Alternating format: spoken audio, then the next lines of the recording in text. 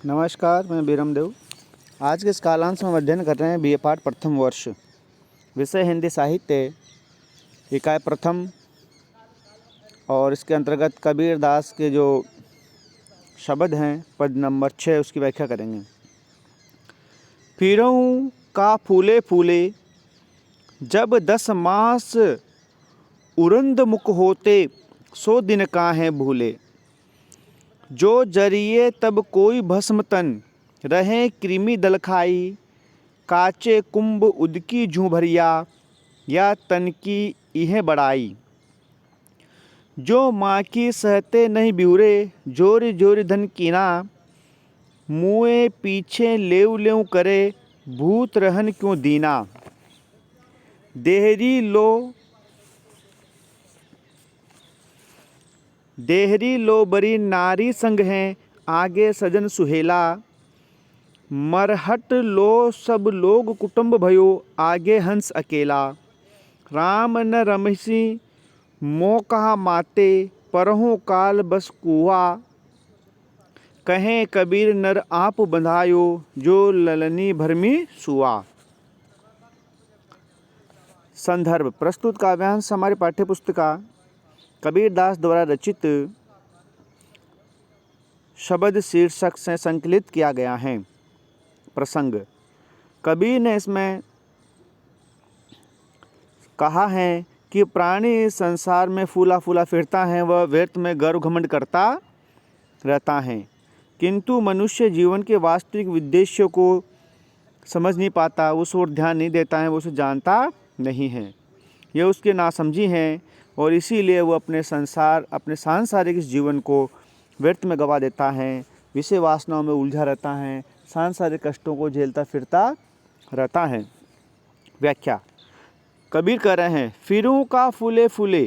कबीर दास कह रहे हैं कि अरे हे प्राणी, हे मनुष्य, तू व्यर्थ में ही इन छल कपट मोह माया धन दौलत में पड़ा रहता है और व्यर्थ का ही अहंकार में फूला फूला रहता है। जब 10 मास औंधो मुख होते, 100 दिन काहे भूले। कि हे मनुष्य, तू उन दिनों को क्यों भूल गया जब गर्भ में 10 महीने तक उल्टे मुंह लटका रहा था, और तू आज उन मुश्किल के दिनों को भूल गया और व्यर्थ में गर्व घमंड करता रहता है। जब जरिए तब होई भस्म, तन रहे कृमि दल खाई। कि ये जो मानव शरीर हैं, ये व्यर्थ में घमंड के योग्य नहीं हैं। ये एक दिन जल जाएगा, भस्म हो जाएगा और इसे कीड़े मकोड़े सब खा जाएंगे।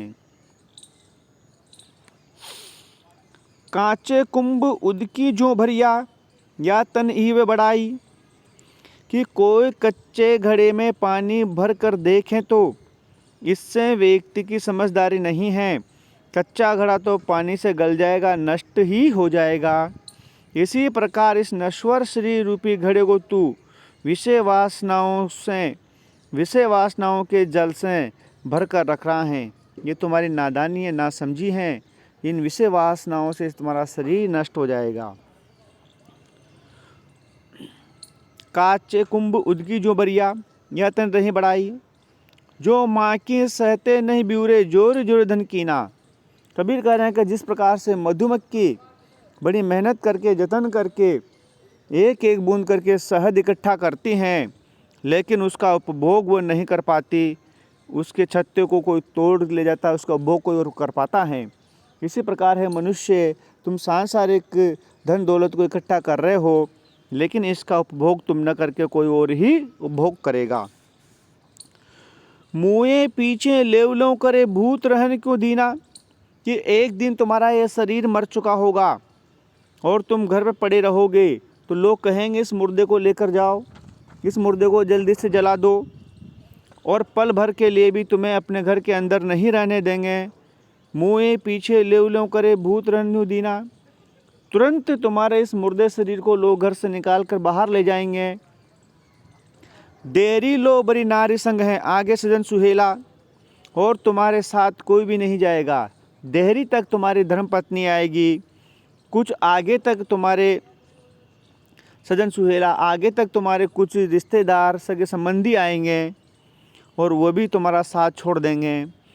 मरहट लो सब लोग कुटुंब, और शमशान भूमि तक तुम्हारे परिवार के कुछ सदस्य पहुँचेंगे।